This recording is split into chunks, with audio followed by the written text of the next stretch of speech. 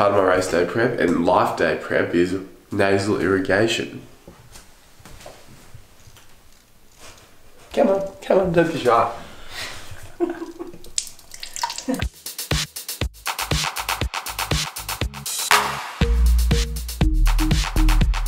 Okay, just had breakfast, just a light breakfast, trying to eat 3 hours before. I also find we talk about optimal level of arousal with some strength and conditioning coaches, so I have to have coffee at least 3 hours before I race and then no more caffeine.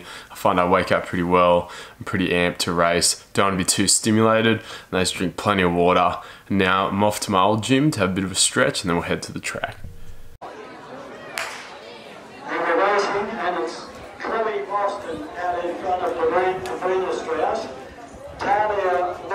Moving up on the outside, followed by Bradley, Simmons and back to Jonathan Hopkins. But they come to the corner, and it is Pink Chloe Boston.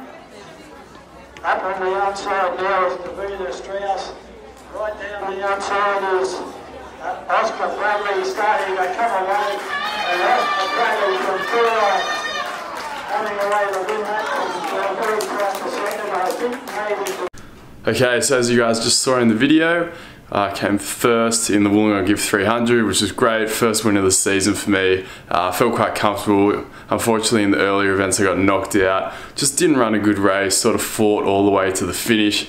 Anyway, I didn't get the rest of that. I was sort of rushed because they had to move the last event forward, and then we sort of went out to dinner, had a few drinks, celebrated, relaxed, and now here we are ready to interview Dom Tomasso, who is a parkour guy, free runner, stunt man, I guess you could say daredevil. So I'll insert some clips of him right here.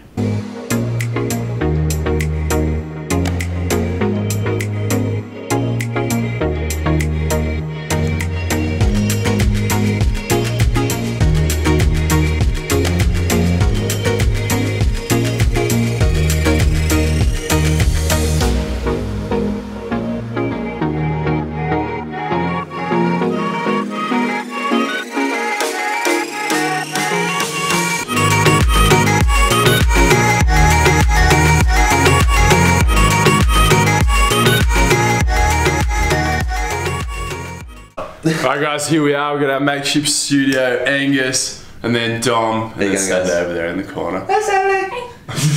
Alright, you'll see the best bits again. Subscribe to the podcast down in the description to listen to the full interview. For the most part, it was handed down from a father to his son and his group of friends, and they used to do challenges similar to parkour, and then they put a name to it from the French word parcours, which was obstacle course. Roughly to translate in their terms to no obstacles, which is just to be able to overcome obstacles physically and mentally. Yeah. And so then that got, you know, taken into other communities and fleshed out and became its own revolution, which it is now. Like everyone's just on the bug of it right now. Because I was living in Walleye Creek, so I just walked past that front flip like every day for 3 weeks, 4 weeks until I just decided. Is visualization a big part of it for you, or do you try to not think about it until you? No, visualization is a part of it, but I kind of, interestingly enough, visualize a front flip in onomatopoeias. So I'm just like, boom. Yeah. What is it? Where you just end up frozen, just like overthinking, stuck in thought. Like that's something you see. Analysis is what I was searching for. That's something you see like with parkour so much, is because for me, like I've never really had the overthink side of it. I'm just quite instinctful, and I'll kind of try stuff on a whim. You analyze it, you go, am I capable of doing it? Yes or no? And that can be a day-to-day thing. You could be capable on Monday and not be capable on Tuesday. Just by the way you feel. You could be tired, you could be sluggish. Like if you're doing something at your highest capacity, you definitely need to be switched on. Yeah, well I feel like that's a lot to do with also landing technique, and that's one of the things in parkour that is really stressed, is the technique more than the size of stuff. Like the size of stuff is really impressive and that's great, but if you're not doing it correctly, you're going to be damaging yourself. And I feel like that's where the public and like the untrained eye, like Angus and myself, watching your videos, we just want to see the biggest, the height, the most impressive, whereas you watching another parkour, you might go, not as big, but he really stuck that lead. Yeah, for me, like my stuff is not always the most impressive to watch for me, because it's like a feat, or it's like it's really wow. But for everyone, they're like, that's sick. Yeah, like it's very good for the general public, like, or like in my instance, live and breathe it. Like I wake up, I'm like, I want to do it. I just can't. So I decided to try my hardest to kind of make a career out of it, so that all I can do every day is wake up, go train, film it, go home, edit it, post it. It's so much fun. You can do that anywhere in the world. So then I get invited to these events because of the following and because of like reputation, I guess. Alright guys, just wrapped up that interview. Hopefully you enjoyed the highlights. Make sure you subscribe to the podcast. iTunes and SoundCloud link is down in bio.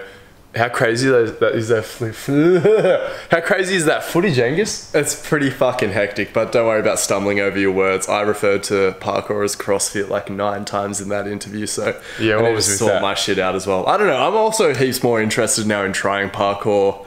And I want to hit him up and I want to ask like what's a good place to start working towards a trick that would impress people. I just want to have like 1 or 2 parkour things up my sleeve and see if he can give me some progressions, or who knows what the advice will be like that I need to get rid of this. See, I have absolutely no interest in that. I know how my body feels even from sprinting, and I'm just like, it's a mental thing for me, and I just know I've just got no interest in it. I don't think I'd be any good with that mindset. With you there, but because I hate when people are like, oh, you need to try this, and I'm just like, all I want to do is fucking weightlift. Exactly. Like, you do your thing, and then I hate when people try to make other people feel obligated to do their thing. But definitely check out Dom's Instagram if you haven't seen him. I'll put it right here. Alright guys, see you in the next vlog, and make sure you listen to that episode.